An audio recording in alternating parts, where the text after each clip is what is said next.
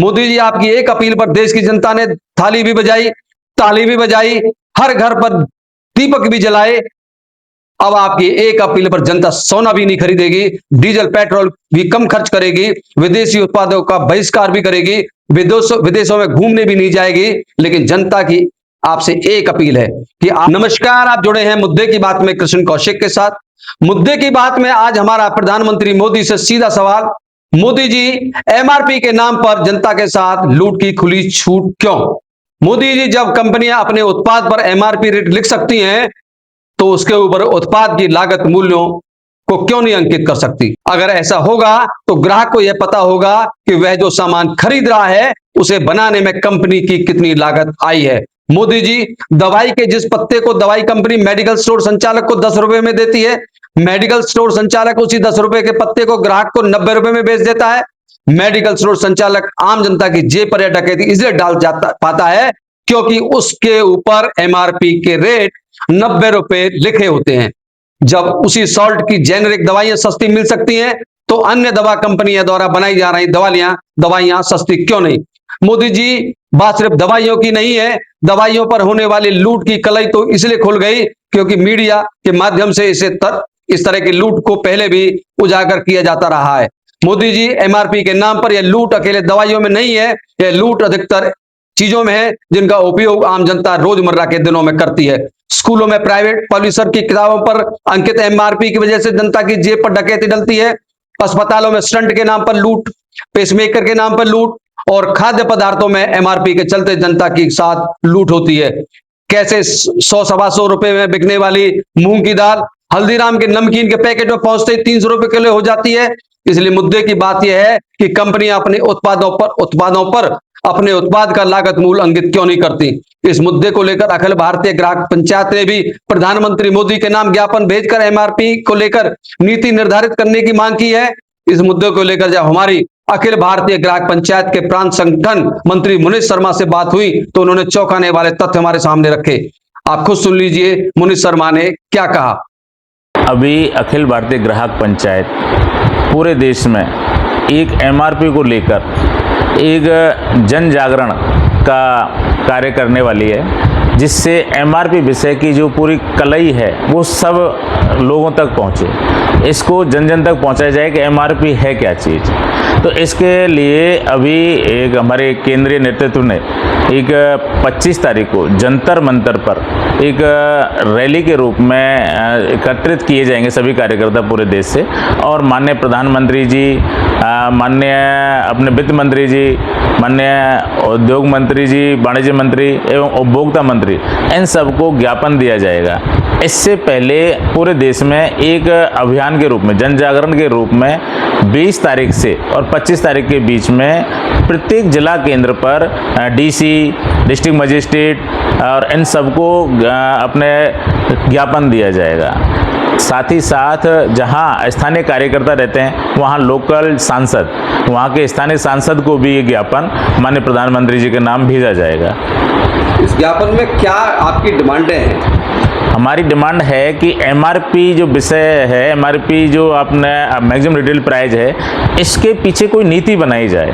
अभी देखने में आता है कि एमआरपी जो एक तरह से ग्राहक को पता ही नहीं है कि इसका लागत मूल्य क्या है इसमें, और उस पर जो एमआरपी मैक्सिमम रिटेल प्राइस अंकित की गई है वो कहाँ तक उसको बार्गेनिंग करके कम किया जाए कि वो उसको सही चीज़ उपलब्ध हो सके। सामान्यतः कॉलेज और यूनिवर्सिटी में जब अपन को अर्थशास्त्र पढ़ाया जाता है तो देखा जाता है कि लागत मूल्य प्लस साधारण लाभ दोनों को मिलाकर विक्रय मूल्य निर्धारित किया जाता है। लेकिन आज के वर्तमान युग में आप देखेंगे लागत मूल्य से उस एमआरपी का कोई लेना देना नहीं है। उसमें साधारण लाभ इतना मर्ज कर दिया गया है कि ग्राहक को पता ही नहीं है कि मेरी वस्तु कितने की बनी, मेरे पर कितने तक आ रही है। तो हमने माननीय प्रधानमंत्री जी से 3 बिंदुओं पर एमआरपी को तय करने के लिए एक ज्ञापन दिया जा रहा है। पहला है कि पहली लागत मूल्य अंकित होना चाहिए। दूसरा है कि फर्स्ट सेल प्राइस जिसमें जीएसटी इंक्लूड है वो उस पर अंकित होनी चाहिए, ताकि ग्राहक को पता चले कि मैं कितने की मेरी वस्तु वहाँ से मिली। पीछे होलसेलर, रिटेलर, इनका मार्जिन है वो कम से कम विज्ञापन है वो तय होना चाहिए कि इतना मार्जिन ही ले सकते हैं, तब जाके मैक्सिमम रिटेल प्राइस बननी चाहिए। इस पर कोई नीति बननी चाहिए। आज ग्राहक पंचायत ग्राहक के शोषण के विरुद्ध कब से 1974 से आवाज़ उठा रहा है, तो कहीं ना कहीं कभी तो इस देश में ऐसी जो एक प्रथा थी कि ग्राहक एवं ग्राहक राजा है, तो उस राजा की कौन चिंता करेगा। तो ऐसे ग्राहक पंचायत अब इस एमआरपी विषय को लेकर पूरे देश में जन जागरण का कार्य करने वाली है।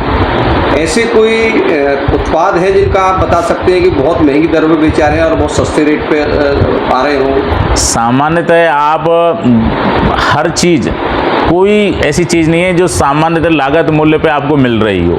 कहीं ना कहीं इतनी लूट है इस बाजार व्यवस्था में है।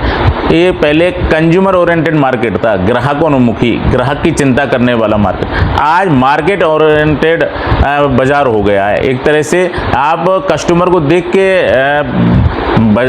एमआरपी अंकित नहीं होती, कस्टमर को दिखा के एमआरपी होती है कि आप ये चीज़ लीजिए, जैसा कि देखने में आता है। जेब देख के एमआरपी तय होती है, जेब देख के एमआरपी तय होती है। और एमआरपी तय कराने वाले भी ही वस्तु बनाने वाला कोई है और एमआरपी तय कराने वाला कोई और है। तो जिस प्रकार आप मेडिसिन के खेल में देखेंगे, एक पेसमेकर जो बाहर से 25,000 रुपये में आयात किया जाता है, उसकी यदि आप लाभ लगा करके भी कीमत 75,000 भी ले लें, 3 गुना ले लो, लेकिन सामान्यतः आपने हॉस्पिटलों में एक उसकी फिक्स कीमत रख दी 2 से 2.5 लाख रुपए।